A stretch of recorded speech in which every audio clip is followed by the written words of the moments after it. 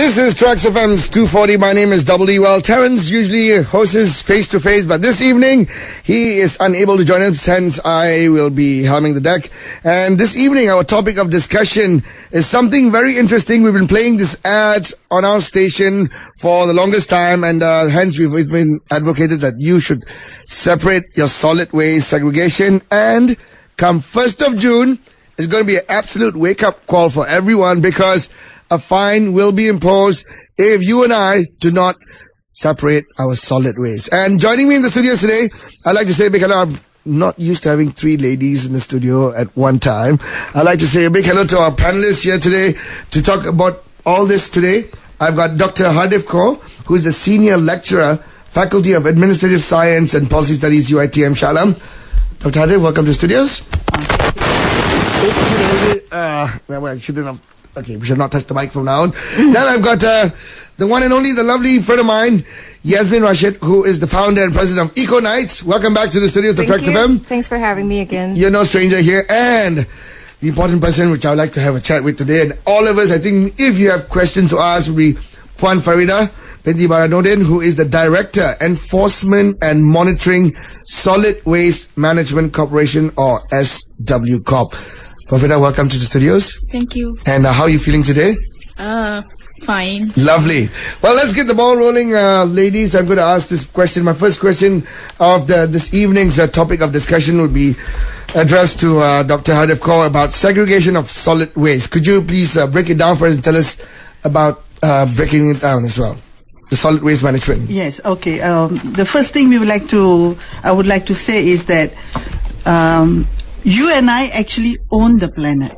Every one of us owns this planet, and we are responsible for the planet. Absolutely. So we should remember that the planet doesn't belong to somebody else, to the government or to some other authorities or to SWCorp, but every one of us are responsible for this planet. So that is why solid waste is such an important issue, not only for the government, but it's for each and every one of us. Solid waste, for some people solid waste is profit, it's money. They make money out of solid waste. And for some people solid waste is just rubbish, You just throw it away and you don't care about it. Somebody will come and collect your rubbish.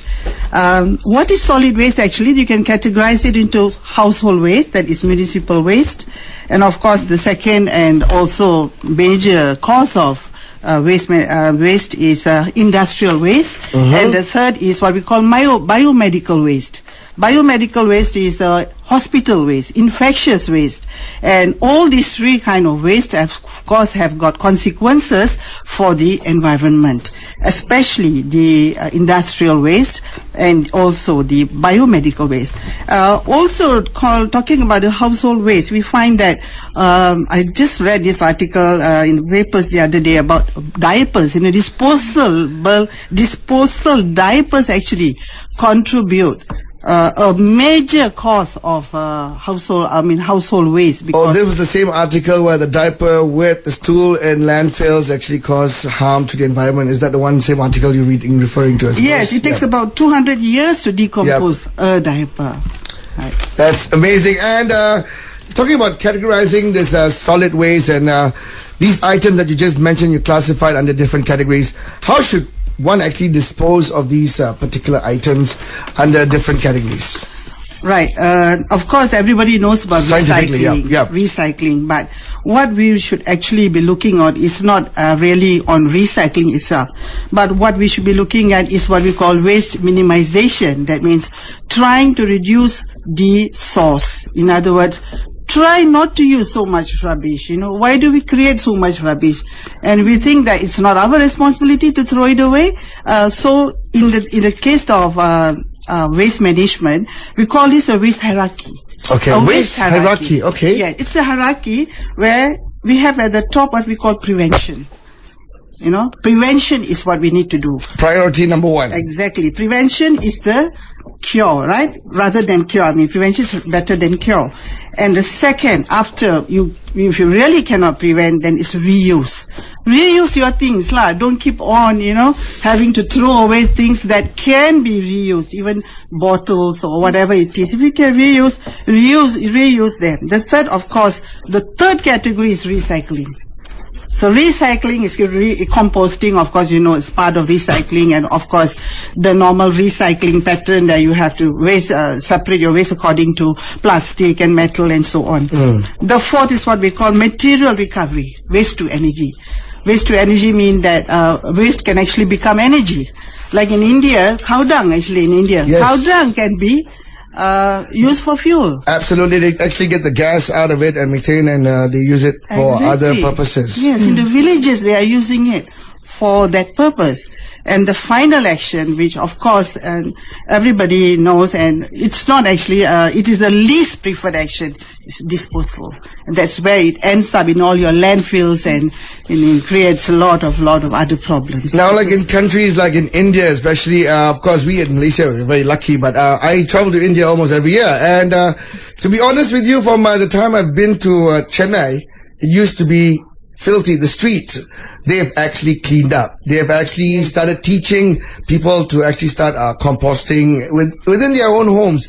But today we're talking about solid waste segregation, how one should separate these things. And you've actually, Doctor, you've broken it down for different categories. And like all these bio waste that you mentioned earlier, these are actually handled by the hospitals and these medical firms separately, right? Nothing to do with SWCorp. Would you agree? Puan Faridah? Yeah, true. Right. So as the end users from home, that's our main focal point today. Yes. So which is household waste. Household waste. Other different categories of household waste. Would you like to share some with us, Doctor? Can you break it down? Waste, of course, it's about household garbage, food waste.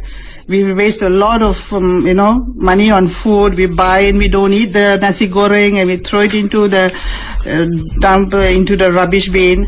Our yard waste, we have these other kinds of household appliances that we throw away, batteries and things like that. Furniture, scrap metal, machinery, car parts, junk vehicles. Sometimes you even see cars being disposed of on the road. Old cars, they just leave it on the road. I don't know what's going to happen to them. Wow. And I'm sure there's a significance for us to segregate our solid waste and get rid of it the right way. Exactly. I mean, we all know that the Earth's resources are being consumed at a very high rate. So we really need to cut down on the usage of these resources. Okay. Now, since we've broken it down scientifically, and you've actually explained to us the different sort of solid waste, how can us, the public, actually play a huge role by being aware of this and being knowledgeable of these solid waste created by us men, and how can we put an end to this? Well, I think, as I said earlier, first of all, it's claiming responsibility. Okay. That's what we call environmental stewardship. Stewardship means to say that we own the planet. The planet is not owned by somebody else. If we all accept the responsibility for owning this planet, only then will we be able to recognize that each and every one of us has a responsibility towards these solid waste issues. So we really need to be responsible citizens.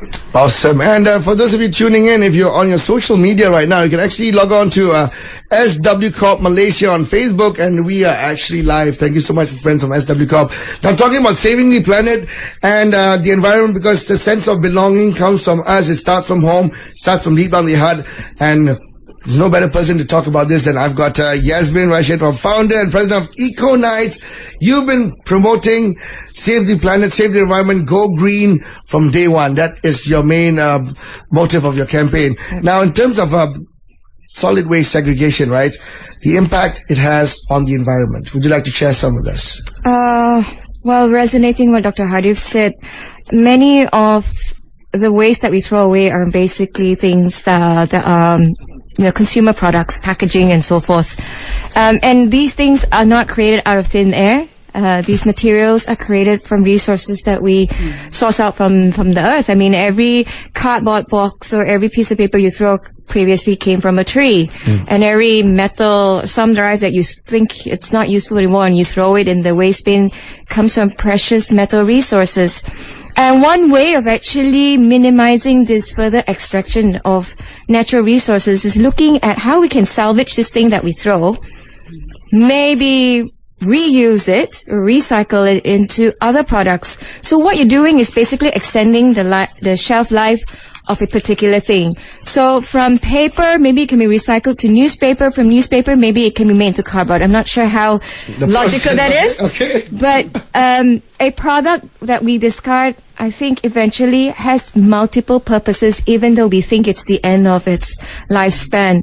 And if more of us do that, think of the other uses of this, then we would be clearing less forests, we'll be mining less, and we would not be needing so many more landfills today. I think we already have 100 over in the country right now. Correct. I think Selangor is also extending its Jeram landfill to double the size, because the fact of the matter is we're just throwing more, and it makes logical sense. Population growth is going up, but at the same time, I think there must be a kickback mechanism to deal with this. So from my perspective, I can't stress the importance of education. It has to be lifelong. I remember those days we always had this jingle, paper is blue, It's orange. brown, yeah, yes, it's all the paper time. blue, yes, it's stuck And in my I head. think I still remember it today because of when I was little, I was just bombarded with it. So I think more children today need this kind of reinforcements from the education side. And I'm actually glad that SWCorp is now actually taking waste segregation to the next level. It's not too late. There's still time for us to really, really look at how do we drill this down and change this mentality of Malaysians where it's the tidak apa attitude, it's the pakai buang attitude, anything just throw.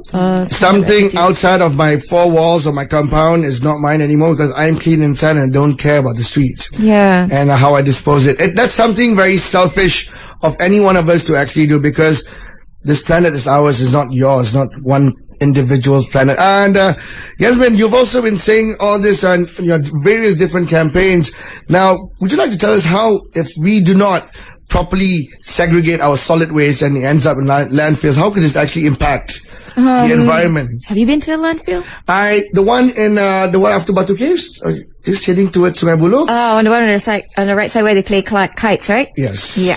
So I don't know. It's really hard to visualize it as a listener. But if I can take every one of you in my dreams to a landfill and see for yourself how it is there, that you would know that it's really serious business there. Everything that we throw that comes from the trash truck, it's a breeding ground of all sorts of things, from leachate, which comes from the food waste that we throw out, which gives you that foul smell liquid, and to all the precious aluminum, paper that we see there. And what saddens me is, in most of this landfill, you see scavengers. And until today, I mean, the last time I saw a scavenger was 10 to 12 years ago. But until today, it seems that the scavenger population is increasing. I feel bad, but at the same time, I also feel inspired because they realize the value of rubbish and therefore they're picking it up to recycle. Well, to their eyes, I don't think they're looking at it as rubbish. It's something that It's wealth. Yes. It's wealth. And hence you see these people at landfills. I didn't know about that. Yeah, Scavengers. it's so quite sad. These kids don't go to school because they make more money scavenging, and then my parents don't have money to send them to school. I mean, they're obviously poor. And it saddens me. And to the fact that pollution is the one key outcome of not segregating your waste at home. And if people know how in dire straits our land is, our water is, because of this act, I hope every one of us will back up a little bit more. And you know, I'm not asking you to separate everything. If it's so hard for you to try, can you at least separate one thing at home? There must be one thing which you accumulate the most. Shoe boxes for the ladies. Handbag boxes. You just opened up a can of worms there. And that can be also recycled, yes. So things like that, it's actually within our reach. But I think what all of us are here is, what is that stimulus to get people? I mean, enforcing is needed. Beyond that, changing mindset. What does it take to change people's mindset and to be a bit more civic conscious? Well, before I move on with Puan Faridah here, because she's got all the answers in terms of enforcement, what you and I might end up paying or being summoned here for not segregating our waste. I would like to ask you, Yasmin, about you have been saying about education of waste segregation, like that song you mentioned, that jingle, which is pretty much stuck in our head. As a kid growing up, we only know it as a song, and we see these different color bins in malls, all right? Shopping malls, right? I may be eating an ice cream with a wrapper, and to me, suddenly, I'm just colorblind. To me, it's just a trash can. I'm just going to dump it there. I'm disposing it in a proper can. I'm just colorblind. I know it's orange, it's brown. I see it. After I've gone past, like, oh, I think I just put the can in the papers. And there's someone out there who still have got to separate this waste. So in terms of education, are we lacking so much, or have we tried to do our level best and we're still failing at it? I think education is still ongoing. Let me share an example with you. Okay. A few weeks ago, and this got me really, really angry. A few weeks ago, I was at the Taman Tun Pasar Malam, and a little kid was walking because he just finished an ice cream, had a stick and a wrapper. And he asked the dad, Ayah, nak buang ni kat mana? Basically implying maybe we can find a bin. And the dad went, buang kat mana-mana saja. So I'm thinking, maybe this kid had been taught by teacher, you cannot litter everywhere. So what he's doing is looking for guidance to an adult. Where can I throw this? And in return, that adult told him to just throw it everywhere. So 50%, I think, of the solution is education. But the other 50% is, what are we teaching our children at home? So I always have this debate with friends. You cannot 100% rely on the school as well, because you need, as an adult, to reinforce this at home. How is this is not happening? My daughter was taught from young to separate. When she was standard 1, this was 14 years ago, when she was standard 1, right? Whenever she buy a Vitagen, I told her, if your school don't have bins to separate it, just clean it in the sink and bring it home. She's been doing it for a month, and then one day she came back crying and said, I don't want to do this anymore, mommy. People in school calling me garbage girl. You know what I mean? So even though we're taught the right thing, but mentally, we are not tuned into it as like, it's an ethical thing to do, it's your moral responsibility, it's really natural. So that I don't have the answer really, but it's definitely a social issue, and right now maybe a psychological issue as well. Maybe. Because you don't want to actually put the effort. Someone's teaching you, like, I don't know, among all of us here today, when back in my school days, we had different kind of detention. If we did something wrong, pergi kutip sampah. My teacher will send me to the school field, me and the boys, and we had to pick rubbish. Yeah. Because during our Masa Rehat, everyone had gone out and littered. You guys were late, you didn't send in your homework, okay, go and pick rubbish. I don't think these things happen these days. And sure. Because of that little fear that was instilled in me, I do not litter. In fact, people come into my car, single occupant vehicle, my seat next to me is a tong sampah. All my tissue, whatever wrappers is all on there. When I reach home, I empty it out. I don't think people even do that. Yeah, sadly. Well, we're going to take a short break. I want to play Radiohead right now, Creep, because after this, it's going to get a bit more interesting to talk to Puan Faridah from the director for Now, we all here because she's the one, her department is single-handedly responsible for enforcing solid waste segregation. Ma, if you're listening in, it's time we learn how to segregate waste. This is Traxx FM Face to Face. Radiohead Creep. This is Face to Face. My name is Double E. I've got my panelists today talking about solid waste segregation. I've got Dr Hardic Kaur. I've got Puan Faridah, who's the Director to Enforcement Monitoring Division of SWCorp, and the founder and president of EcoKnights, Yasmin Rasyid, all in the studios. Had a chat with Dr. and of course Yasmin, their thoughts on solid waste segregation, and Doctor shed some light on how to categorize it, how to break it down, so we understand more about solid waste itself. And now comes to the I'm not putting you in a spot, Puan Faridah, just not to worry. But yes, SWCorp would be solely responsible of enforcing solid waste segregation. As of 1st of September last year, the Ministry of Urban Wellbeing, Housing and Local Government has enforced the Solid Waste and Public Clearing Act 2007. Now, question number 1, does it cover all states in Malaysia? For now, it only covers 7 states. Okay. We start from Johor and then Melaka, Negeri Sembilan, Kuala Lumpur and Putrajaya, Kedah, Perlis and Pahang. Why only these states? Based on the amount of output of waste from these states? Is that why you started enforcing only these states at the beginning? Yeah, and also because this act is being imposed on the state that who are willing to accept this act. So these 7 states are the states that decided to enforce Act 672. So there are states that they don't want to be part of this. Yeah. Wow. If you ask me, I don't think they should be even given a choice. I think the whole nation should actually come forward and do this and we hope so. Eventually, all the 14 states will. All right. So now you got 7 states under your umbrella who is practicing this and being enforced by your department. How has the response been so far?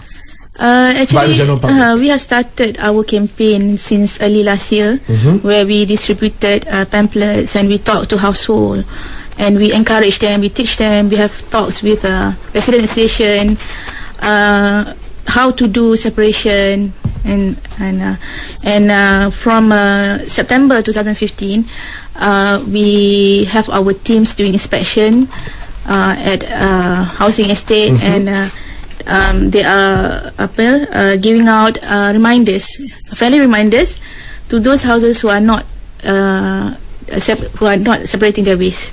So only from 1st June that we are going to enforce by issuing compounds to the public. And talking about which, the compounds here has been mentioned by the minister that from 1st of June 2016, a certain amount of fine or penalty ranging from 50 ringgit to 500 ringgit maybe will be imposed to premises owners who fail to comply with this regulation.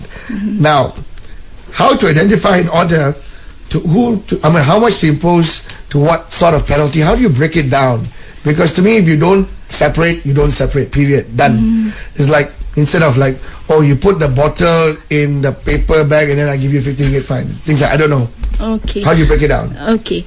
First, we have our collection schedule for domestic waste and also for recycling waste.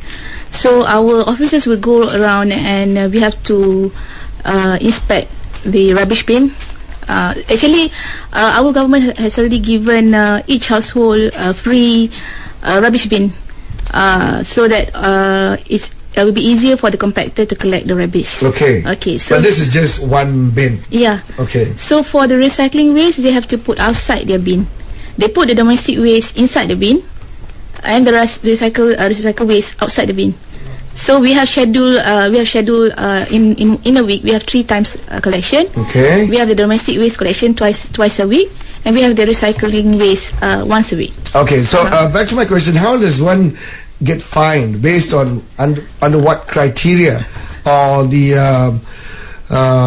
penalty charge to what offence, or how big an offence of not segregating their solid waste? Okay, actually the first offence will be 50 ringgit fine. That will be like a warning? Compound, sorry. Okay, compound, alright. It will be 50 ringgit compound for the first offence. The next one will be 100. This is for landed properties. And the third time it will be 200 ringgit. And the fourth and so forth, it will be 100 ringgit increment to 500 ringgit. Yeah. Maximum? Maximum is for landed property, it will be 200 ringgit for the third offence. Right. After that, we bring it to court. Whoa!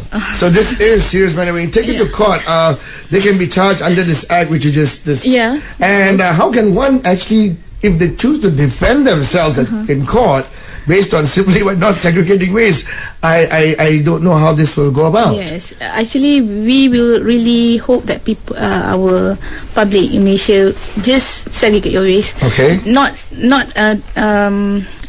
If we were to do the enforcement, it will be a very severe effect on Malaysians, right? So why not just separate your waste first before we come and compound you? Okay, and talking about separating waste, in fact, I was having a chat with my friend yesterday saying that I'm going to be having this discussion here. They said maybe like you should give bins to homes, like not one bin, maybe 3 little bins, little colorful bins. It looks nice, and maybe walking down the street, you see all these houses good. There's yellow, orange. It looks nice, and maybe that us Malaysians, right, something dull and boring we don't like, but something colorful and bright, we will just take it, because even that could instill a little kid, like what Yasmin mentioned, to actually recycle. Because we don't see these colorful bins anywhere on the street, but in shopping malls, yes, we do. But outside, I just see one blue DBKL Tong Sampah with an ashtray on top, and that's it. Everything goes in there. What's your opinion on this? My opinion on this, actually, to do separation, it doesn't have to depends on the bin. Because we have started our campaign just now. Yasmin mentioned about the jingles. We have that campaign, I think, about 10 years ago. And people, when we ask why don't you separate, people say, oh, there's no bin. There's no the orange, blue, and green bin. But you don't have to separate. We find excuses. Yes. So, and sometimes when we say that, okay, you have to, if you were to give you bins, then you will say that there's no place to put all these 4 bins. My house is small. So the important thing is for you to just separate at your convenience. It might not depends on the bins, right? And we have our sometimes you just put it in separate plastic bag and just take it out during the day of the collection. Like, you know, in my opinion, right, it's like even the police, the police traffic. Some of us put on our seatbelt because we're scared we get a summon instead of worrying about our safety. This is pretty much the same concept here. Your department has got to come up, go down to this level to impose a fine for us to save our own planet. To me, it's a complete no-brainer. But having said that, do you think, Puan Faridah, by actually instilling this, imposing this compound to those who don't segregate their solid waste, will this actually make a difference to the society and eventually create this awareness that will lead to a fully solid waste segregated Malaysia? Actually, I think education is more important. Awareness is more important, not because we are going around finding people, right? From when we start our campaign last year, and we have monitored people doing separation, actually the number has increased. And when we issue our friendly reminder, people are getting more aware. So we are hoping that by 1st June, the number of people still not separating their waste will be small. So we only target to take enforcement action on this small number of people. Okay. And when you say small number of people, what about the senior citizen, the older folks at home? The young ones, we understand this, we can actually get this thing going on. It's just that, to be honest, we are just lazy. But the older folks who've been doing things like this for the last 35 years or 40 years of their lives, and all of a sudden you're trying to ask them to do something they're not used to, it's like troublesome and they're finding it difficult. Is there any way that they're going to be given a little warning instead of the first 15 ringgit compound, and only then will they get a summon or a compound after this? We still, our officers will go around and there are certain things that have to be satisfied, because if you were to issue the compound, we have to open our investigation paper, and there are some evidence that we have to collect. So people will only be compound if they meet the requirement needed for the offences. Okay, there are some requirements. So if the household does not meet that requirements, our officer will advise first. Okay, please separate. If not, the next time we come, we will take our, we'll give you a compound. Okay, this is pretty much domestic and blended property houses. What about businesses and other premises like industrial waste who don't separate their solid waste? For now, we only started with domestic for landed and non-landed properties. For industrial waste, this is by phase, since the collection for industrial waste is being done by the owner themselves. We don't collect from industrial waste. They are being required to employ their own contractors to separate. So our next move after we've started with our domestic waste. And when roughly are we looking at phase 2 of this solid waste segregation? Our act is coming soon for the business waste, so maybe in 1 or 2 years' time. All right. So as of 1st of June, I think next week. Yes. Just in time for Bulan Ramadan. Yes. And that's when you see all this Yasmin, all the styrofoam boxes, the packets, and your drink containers will be scattered all over. And if you don't separate them responsibly, you can actually get a compound. So is SWCorp going to be constantly monitoring all these bazaar Ramadans are going to be cropping up for the last month? I enjoy this time of year because even I knock myself out at the bazaar. Okay, I get a menu place home every day. But are your officers going to be on ground to actually monitor this solid waste segregation for at least the first 6 months of this implementation? Yes, we have our officers all over the 7 states, and we also monitor the companies that are providing services in collection and for the cleaning of the pasar malam. So our officers definitely will be on the ground. So you heard it from Puan Faridah. If you don't do what you got to do, you're going to be facing the court. If you after the 200 ringgit, yes, this matter can be taken to court. Yasmin, any last words you'd like to before we wrap up this evening's segment, our topic on solid waste segregation? I think more people should just spend some time looking up information about how they can start reducing or separating their waste at source. We Google a lot of stuff a day, but I think this one is maybe not sexy enough for them to Google. The common answer we get all the time is, how do I start? How do I start? Yes. I think the answers are everywhere. If not, contact SWCorp and get the friendliest advice. It's better to start now, and habits don't change overnight. So I really encourage everyone listening right now to support this effort. We really need everyone. It's not solely the responsibility of the government to pick up after stuff that we throw. It's our own responsibility. So don't worry about fancy bins. Any cardboard box will do. As long as you can even make it fun with your children. Ask them to draw on what goes in the bin and make it a family thing so that you don't feel like you're burdened with it. I think that's a very nice approach to actually instill waste segregation. I mean, to create the awareness and educate people to separate their solid waste. By instilling fear, you and I will actually wake up and do something, because when we're just laid back, it's okay, like nothing's going to happen. Singapore. Yeah. When I go to Singapore, I don't even dare to chew gum. All right? I don't even dare to litter. I just become this completely different person. The moment I cross the causeway, that's it. I'm in my country. I think that habit has got to change once and for all. And Doctor, any last thoughts on before I let you go as well? Yes, I think one way that we can actually kind of encourage recycling is also what they call the pay-as-you-throw system. The pay-as-you-throw system means that people should be charged according to the amount of rubbish they throw, because in Malaysia and in many countries we don't have that system. We pay a tax which is called a local assessment tax, and that tax, it doesn't matter how much rubbish you throw every day, you are still going to pay the same amount of tax for the next few years or many years.